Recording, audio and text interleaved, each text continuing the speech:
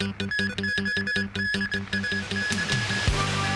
man injured in a knife attack in a central restaurant. And the government to study the definitions of poor quality subdivided flats to help solve housing problems for the needy.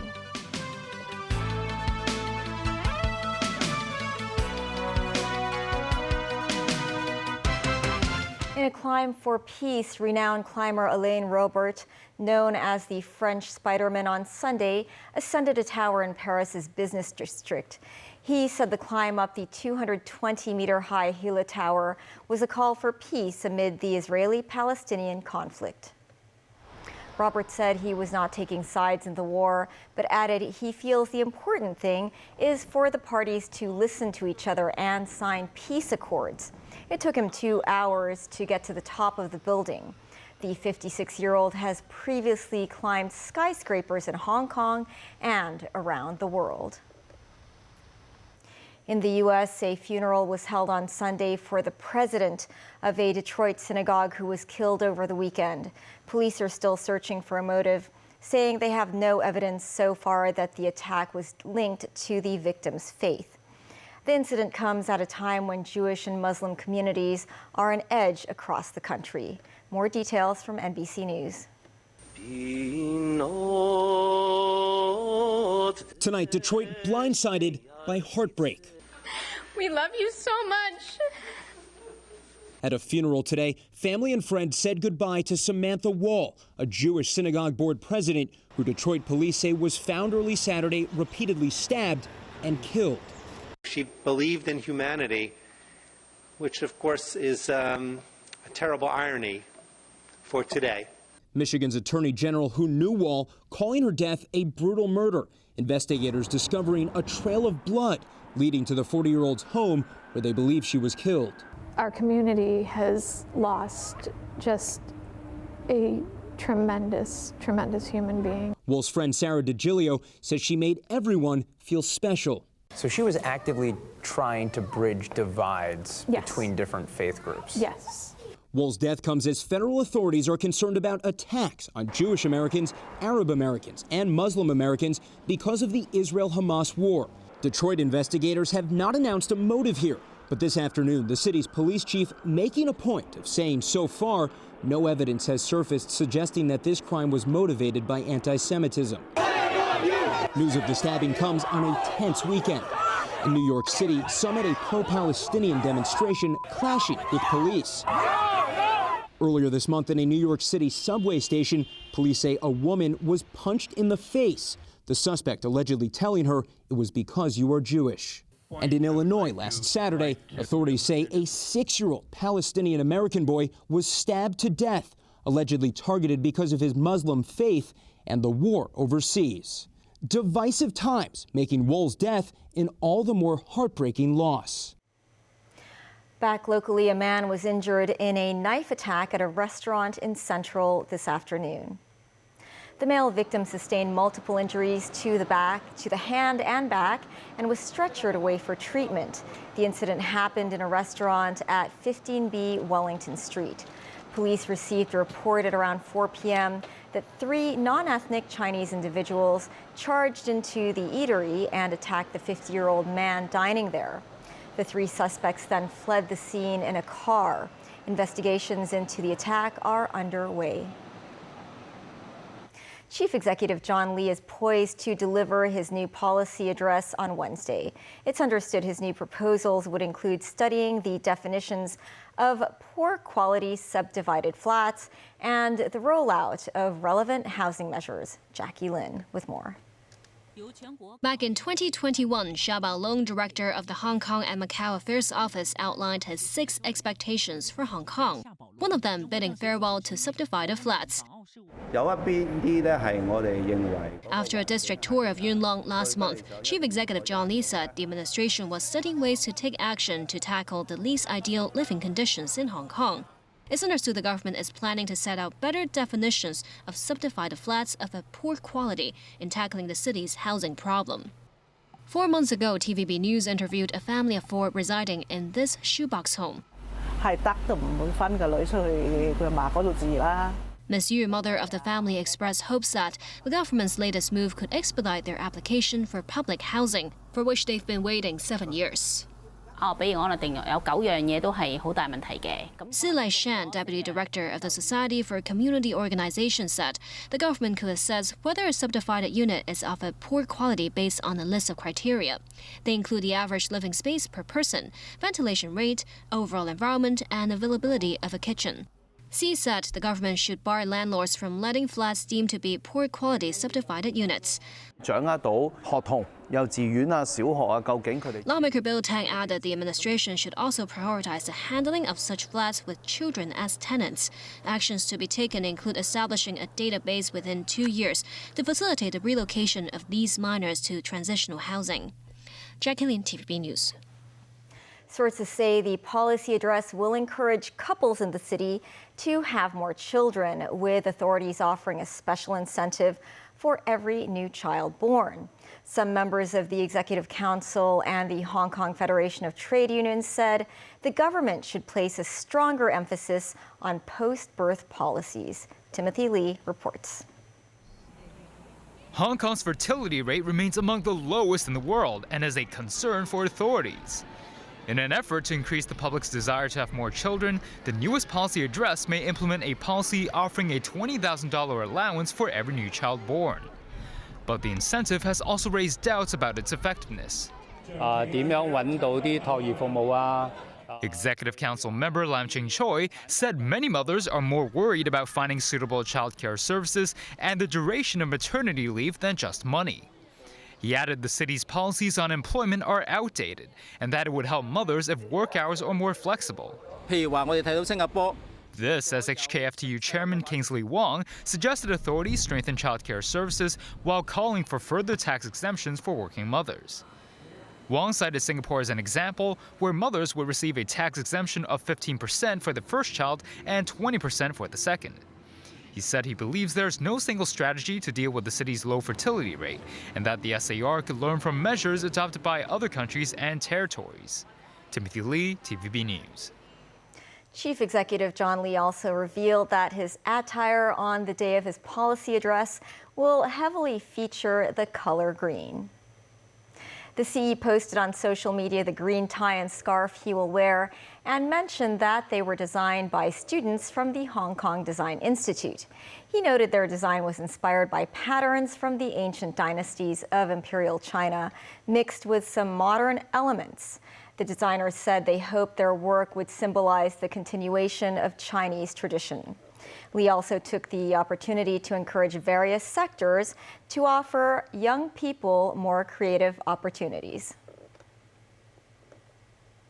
Still ahead, Argentina's economy minister has a surprise lead over a populist candidate after the first round of the presidential election. Grave sweeping during Chung festival. And customs officers seize almost 50,000 smuggled Chinese mitten crabs.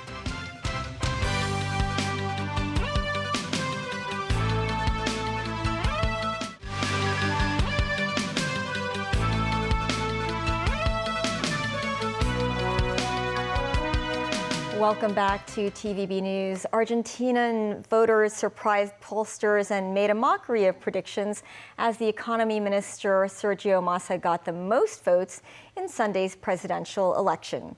Massa did not get a large enough majority to win outright, but the ruling party had been expected to struggle. There will now be a runoff for the presidency next month. David Garrett reports. This man is dressed as a chainsaw, and it's not for Halloween. This Argentinian voter is a fervent supporter of right-wing candidate Javier Milei. The libertarian has vowed to chainsaw the economy in his electioneering as he tried to engineer victory. Milei told his supporters it was time to tear down what had gone before. He is not planning on doing things by half, with policies including replacing the peso with the US dollar and stopping trade with China. As the radical economist went to vote in his home city of Buenos Aires, it looked like he would lead after the first round of voting, although probably fall short of the 45% threshold needed to win. That was what the pre-election polls forecast, but voters sometimes change their mind, and with a high turnout of 74%, predictions can be guesswork. Current President Alberto Fernandez announced in April he would not run. He has overseen near economic disaster, with inflation levels at their highest for 30 years. Fernandez was hoping citizens would entrust his economy minister, Sergio Massa, with the task of turning things around. And as the results came in, it seems they may have given the ruling party another chance. Massa had surprisingly collected the most votes in the first round, with more than 35%. Milei trailed in second with a little over 30%. Patricia Bullrich of the main conservative centre-right opposition coalition got just under 24% to finish third. Massa celebrated the surprise success with supporters, the 51-year-old saying he'll cut the deficit and defend social welfare. Milei is confident he can win in November's runoff against Massa. He has the support of the Bolsonaro family, who led a right-wing government in Brazil for 3 years. Milei is the only one that speaks something different from the others. All the others that are running against Milei, they had their opportunities, and they weren't successful in taking Argentina away from this crisis. So with Milei, we can see a very strong libertarian. The runoff is on November 19th. Campaigning starts again. David Garrett, TVB News. Japan's leader Fumio Kishida announced income tax cuts and subsidies. The prime minister describes his own move as an unprecedentedly bold measure. In a speech to start a new parliamentary session, Kishida said it's time to shift from a low-cost and cost-cutting economy to one backed by growth. He wants to help households hard hit by the rising cost of living. Previously, Japan's government had seemed unlikely to offer tax breaks because Kishida needs the money to fund his plan to double the defense budget over the next 5 years. A survey last week had the prime minister's approval rating at an all-time low. The opposition has called tax cuts a vote-buying attempt. Many people paid tribute to their ancestors during the Chung festival today. Here at the Diamond Hill Cemetery, parents brought along their children, carrying bags of paper offerings, incense and food, as well as bouquets of flowers to honor the tradition. As the fixed penalty for littering has been increased to $3,000, authorities reminded grave sweepers not to leave behind offerings and rubbish after the rituals. And since 1998, the SAR government has held memorial services during the Chung Festival to commemorate those who died for Hong Kong in World War II. Among those in attendance today were Chief Executive John Lee, Legislative Council President Andrew Leung, and Chief Justice Andrew Chung. Tomorrow will mark the 5th anniversary of the opening of the Hong Kong-Zhuhai-Macau Bridge. Since its inauguration, some 36 million people have crossed the border via the bridge. Jackie Lin with more. The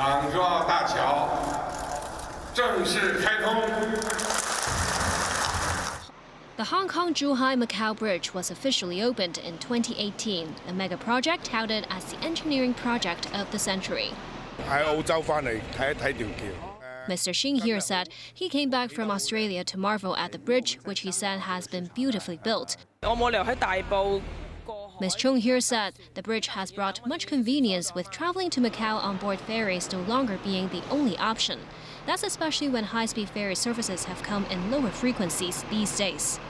Over the past 5 years, including 3 years of pandemic-induced border restrictions, the bridge recorded a daily usage by around 20,000 people. 55% of them Hong Kong or Macau residents. The bridge also saw 7.5 million vehicle crossings.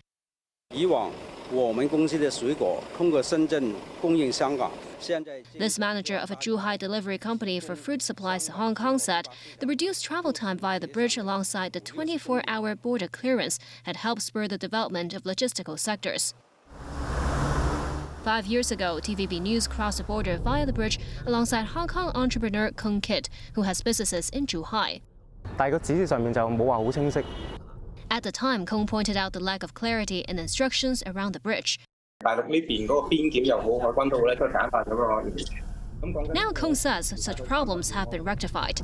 Using the bridge around 3 times a week, he praised the streamlined cross-border procedures, which takes just 30 seconds on average for customs clearance.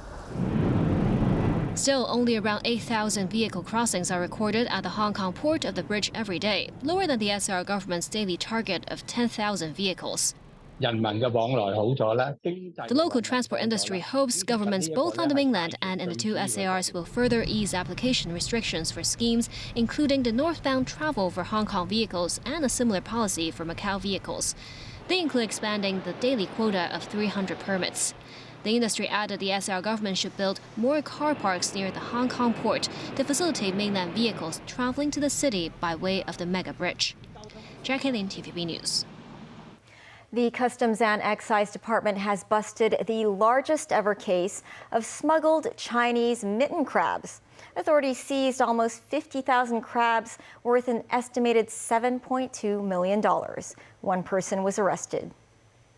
Customs personnel found the crabs yesterday at the Lok Ma Chau control point while searching a truck claiming to transport around 300 pieces of electronic equipment. The driver failed to provide relevant health certificates for the crabs. Around 48,000 Chinese mitten crabs were seized, weighing more than 10 tons. The 57-year-old truck driver was arrested. That's the news. Thanks for watching. Bye for now.